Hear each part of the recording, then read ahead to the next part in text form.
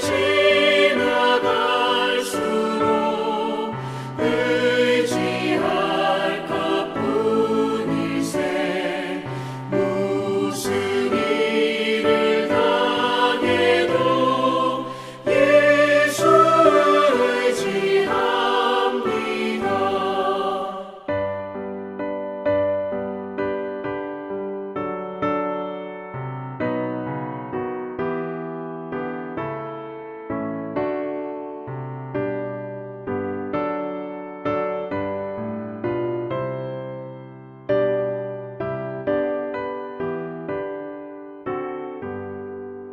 밝을 때의 노래와 어두울 때의 기도로 위태할 때 도움을 주께 간구합니다. 세월 지나갈수록 의지할 것뿐일세. 무슨 일을 당해도 예수 의지합니다. 생명이 있을 동안에 예수 의지합니다. 천국 올라가도록 의지할 것뿐일세. 세월 지나갈수록 의지할 것뿐일세. 무슨 일을 당해도 예수 의지합니다. 오늘 함께 읽으실 하나님 말씀은 창세기 31장 26절에서 32절입니다. 라반이 야곱에게 이르되 내가 나를 속이고 내 딸들을 칼에 사로잡힌 자 같이 끌고 갔으니 어찌 이같이 하였느냐. 내가 즐거움과 노래와 북과 수금으로 너를 보내겠거늘 어찌하여 내가 나를 속이고 가만히 도망하고 내게 알리지 아니하였으며 내가 내 손자들과 딸들에게 입맞추지 못하게 하였으니 내 행위가 참으로 어리석도다. 너를 해할 만한 능력이 내 손에 있으나 너희 아버지의 하나님이 어젯밤에 내게 말씀하시기를 너는 삼가 야곱에게 선악간에 말하지 말라 하셨느니라. 이제 내가 내 아버지 집을 사모하여 돌아가려는 것은 옳거니와 어찌 내 신을 도둑질하였느냐. 야곱이 라반에게 대답하여 이르되 내가 생각하기를 외삼촌이 외삼촌의 딸들을 내게서 억지로 빼앗으리라 하여 두려워하였음이니이다. 외삼촌의 신을 누구에게서 찾든지 그는 살지 못할 것이요 우리 형제들 앞에서 무엇이든지 외삼촌의 것이 발견되거든 외삼촌에게로 가져가소서 하니 야곱은 라헬이 그것을 도둑질한 줄을 알지 못함이었더라. 아멘. 야곱이 가나안 땅에 돌아가는데 첫 번째 난관은 아내들이 동의하느냐였습니다. 아내들이 친정에 남고 싶다고 하면 야곱은 떠날 도리가 없습니다. 그런데 아내들은 야곱의 간증을 듣고 함께 가나안 땅으로 가기를 결단합니다. 야곱은 아내들이 동의하자마자 바로 가족들을 낙타에 태우고 모든 재산을 정리하고 양떼를 몰고 하란을 떴습니다.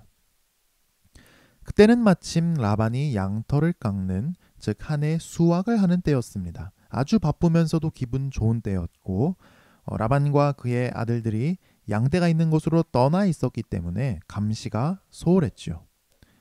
성경은 그 틈을 타 라헬이 라반 집안의 신상을 훔쳤다고까지 보고합니다.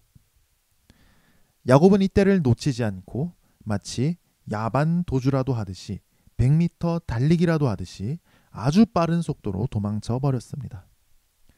그래서 순식간에 유프라테스 강을 건너고 가나안 땅의 입구에 해당하는 길르앗 산지까지 도망치는 데 성공합니다. 라반은 3일 뒤에 도망 사실을 알고 일주일을 쫓아갔으니까 야곱은 열흘 만에 가나안 땅까지 어린 자녀들을 데리고 군사작전을 하듯이 도망친 것입니다. 그런데 라반도 집요합니다. 라반은 자기 형제 친척을 이끌고 야곱을 잡으러 가는데 열흘 동안 간 길을 일주일 만에 따라잡습니다. 그리고 자그마치 가나안 땅 초입인 길르앗 산지까지 추격해 갔습니다. 라반은 야곱을 말이 좋아 조카이고 사위이지 사실상 자기 노예로 취급합니다. 돈은 적게 드는데 일 잘하는 노예가 도망갔으니까 무슨 수를 써서라도 잡아오려고 합니다. 그런데 라반이 가나안 땅 초입까지 야곱을 추격해 갔을 때 하나님이 라반의 꿈에 나타나셔서 말씀하십니다. 너는 삼가 야곱에게 선악간에 말하지 말라. 선악간에 말하지 말라는 건 잘못을 따지지 말고 순순히 보내주라는 뜻이죠. 과연 라반은 하나님 말씀에 순종했을까요? 아니죠. 라반은 있는 뒤끝이란 뒤끝은 다 부리고 야곱을 거의 도로 잡아가거나 죽일 것처럼 험악하게 위협합니다. 라반이라는 인물의 됨됨이가 고스란히 드러납니다. 라반은 아주 교만한 원수였습니다. 하나님을 전혀 두려워할 줄 모르는 교만한 대적이었습니다. 하나님은 분명히 잘잘못 따지지 말고 순순히 보내주라고 말씀하셨는데 라반은 그 말씀에 불순종하고 야곱을 아주 거칠게 대합니다. 초장부터 라반의 언어는 대단히 폭력적입니다. 26절 끝을 보시면 어찌 이같이 하였느냐라고 되어 있는데 원문을 보면 어찌 이같이 하였느냐가 26절 제일 처음에 나옵니다. 그래서 분위기를 좀 더 살려서 26절을 번역해 보면 지금 이게 무슨 짓거리야. 초장부터 고함부터 치면서 시작을 합니다. 라반은 우선 딸들과 손자들을 이렇게 갑자기 데려간 것이 큰 잘못이라고 꾸짖습니다. 감히 내 귀한 딸들, 손자들을 무슨 노예로 잡아가는 것처럼 이런 식으로 훔쳐가 버려. 간다고 말만 했으면 내가 잔치를 벌여주고 기쁘게 보내주지 않았겠어? 이런 바보 같은 짓을 봤나? 네, 어지간히도 잔치를 벌여주고 기쁘게 보내줬겠죠. 라반은 그럴 리가 없는 위인입니다. 그런데 그러면서 라반은 야곱을 서슴없이 위협합니다. 29절이죠. 너를 해할 만한 능력이 내 손에 있으나 너 내가 마음만 먹으면 너 당장 처단해 버릴 수 있는 건 몰라? 하나님은 잘잘못도 따지지 말라고 했는데 이런 말을 보면 라반은 아주 교만한 사람입니다. 온갖 위협적인 말 하고 싶은 대로 다 퍼붓고 해치지만 않은 걸 감사한 줄 알아라 이거죠. 그리고 또 라반은 야곱을 용서할 수 없는 잘못이 하나 더 있다고 고발합니다. 그래 좋아. 네가 고향으로 가고 싶은 마음이 끌어 넘쳐서 돌아가는 건 좋단 말이야. 그런데 내 신상은 왜 훔쳐가는 거야? 그게 어떤 건지 알고 훔쳐가는 거야? 감히 내 신상을 훔쳐가? 라헬이 몰래 훔친 신상을 두고 하는 말이죠. 지금 라반이 계속 기분 나쁘게 말하는 게 뭡니까? 자기 딸들이고 손주들이고 신상이고 다 야곱이 훔쳐간다는 겁니다. 야곱을 도둑놈으로 몰고 있습니다. 야곱은 라헬이 신상 훔친 일은 모르니까 피가 거꾸로 솟을 지경입니다. 야곱이 라반 양떼에서 자기 몫을 취할 때 건강한 양들이 전박이 얼룩진 양을 많이 낳게 해서 자기 양떼가 건강한 양들로 차게 하기는 했지만 대놓고 라반 양떼를 훔친 적은 없습니다. 오히려 지금까지 라반 양떼가 피해를 입으면 자기가 돈도 제대로 못 받으면서 자기 돈으로 피해를 메꿔놓을 정도로 라반 양떼를 마치 자기 양떼인 것처럼 진심을 다해서 양떼를 돌봤습니다. 그런데 도둑놈이라니요. 게다가 두 아내와 자식들을 라반에게서 훔쳐간다니요.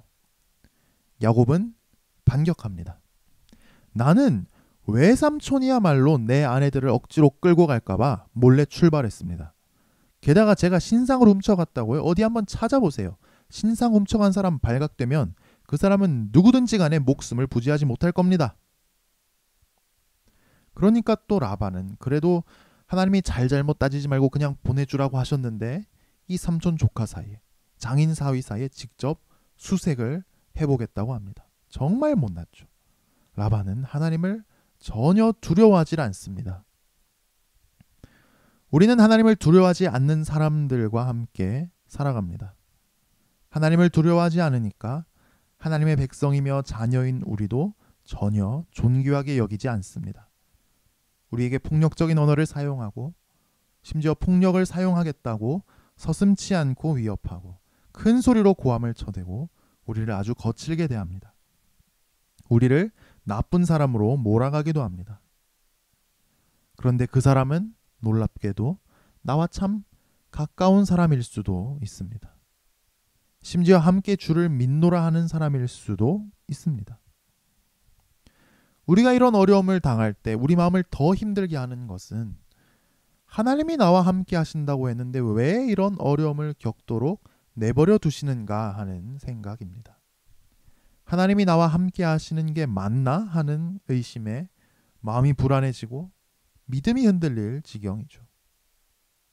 야곱은 이런 위기를 어떻게 돌파했을까요?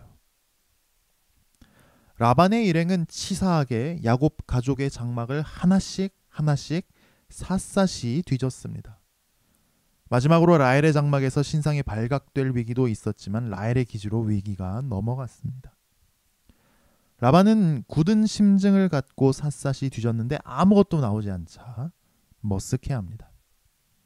야곱은 라반에게 일가를 가합니다. 외삼촌 그렇게 다 뒤져서 도대체 뭘 찾아내셨어요? 제 죄가 뭡니까? 제가 훔치긴 뭘 훔쳐요? 외삼촌 양떼 돌볼 때 내가 함부로 잡아먹지도 않았고 임신한 양들을 정성껏 돌봐서 한 마리도 유산하지도 않았죠. 맹수에게 물려 찢기거나 도둑 맞은 양은 내가 그럴 필요도 없는데 다 피해 보상까지 해드렸어요. 열정페이 받으면서도요. 대낮에 불타는 더위와 한밤중에 얼어붙는 추위를 견디고 잠도 제대로 못 자면서 대가도 없이 야근을 밥 먹듯이 하면서 양떼를 돌봤습니다. 그렇게 20년이나 성심껏 양떼를 돌봐드렸는데 외삼촌은 어떻게 하셨어요? 10번이나 제품 싹스를 바꾸셨잖아요. 점박이 양이 많이 태어나면 얼룩진 양으로 바꾸고 얼룩진 양이 많이 태어나면 아롱진 양으로 바꾸셨죠. 그런데도 제가 이렇게 많은 양떼를 거느리게 된 건 하나님이 저와 함께 하셨기 때문입니다. 하나님이 외삼촌 계략을 막으시고 하나님이 제 수고를 보시고 제가 빈손으로 돌아가지 않도록 제게 갚아주셨습니다. 외삼촌 저 함부로 건드리지 마세요. 저는 하나님이 함께하는 사람입니다. 우리가 야곱과 같은 위기를 당할 때 절대로 잊어버리지 말고 반드시 기억해야 할 것 무엇입니까? 하나님이 나와 함께 하신다는 겁니다. 하나님이 놀랍게도 내 편이시라는 겁니다. 그리고 나와 함께 하시는 하나님이 그 모든 교만한 사람들을 다 이기십니다. 우리를 반드시 지켜주십니다. 그래서 시편에서도 그렇게 원수를 물리쳐 주시라고 간구하는 것 아니겠습니까? 하나님은 아무리 사람들이 우리를 위협하고 삼킬 듯이 달려들어도 손끝 하나 대지 못하고 쫓겨나도록 우리를 지켜주십니다. 이 하나님을 의지함으로 살아가는 오늘 하루 우리 인생이 되기를 축복합니다. 기도하겠습니다. 하나님 아버지, 부족한 우리를 하나님의 자녀로 삼아주시고 이 세상을 향한 하나님의 구원 계획으로 불러주셔서 감사합니다. 하나님 늘 우리와 함께 하시는 은혜도 주시니 감사드립니다. 하지만 하나님이 나와 함께 계시다면 이런 일이 일어날 수 있을까 생각이 드는 현실을 만나면 또 우리를 위협하고 공격하는 사람들을 만나면 우리는 위축되고 두려움에 빠집니다. 주님, 그때도 하나님 나와 함께 계신 줄을 믿게 하여 주시옵소서. 담대하게 하시고 하나님 나와 함께 하심을 체험하게 하여 주시옵소서. 오늘 하루 나와 함께 하시며 내 편이 되어주시는 하나님을 의지함으로 살아가기 원합니다. 우리가 어렵고 제약이 많은 때를 살아갑니다. 우리 마음이 흩어지지 말게 하여 주시옵소서. 우리가 더 주를 사모하게 하여 주시옵소서. 목자의 음성에 귀 기울이는 주님의 양들이 되게 하여 주시옵소서. 주님의 뜻을 행하는 선한 종들이 되게 하옵소서. 교회를 붙들어 주시옵소서. 특별히 질병으로부터 모든 성도님들 가족들 지켜주시고 어려움 당하지 않도록 지켜주시옵소서. 이 땅에 특별한 은혜를 내려주셔서 질병의 확산이 저지되게 하여 주시옵소서. 만나와 매출하기를 내려주시고 육신의 질고를 거두어가 주시옵소서. 우리 자녀들이 방황하지 말고 주님을 만나게 하옵시며 주님을 위해 살게 하여 주시옵소서. 우리 모든 가족이 함께 주를 섬기는 축복도 내려 주시옵소서. 오늘 하루 하나님 나와 동행하심을 깊이 체험하기를 원합니다. 언제 어디서나 주님 함께 하심을 느낄 수 있게 하여 주시옵소서. 예수님 이름으로 기도합니다. 아멘.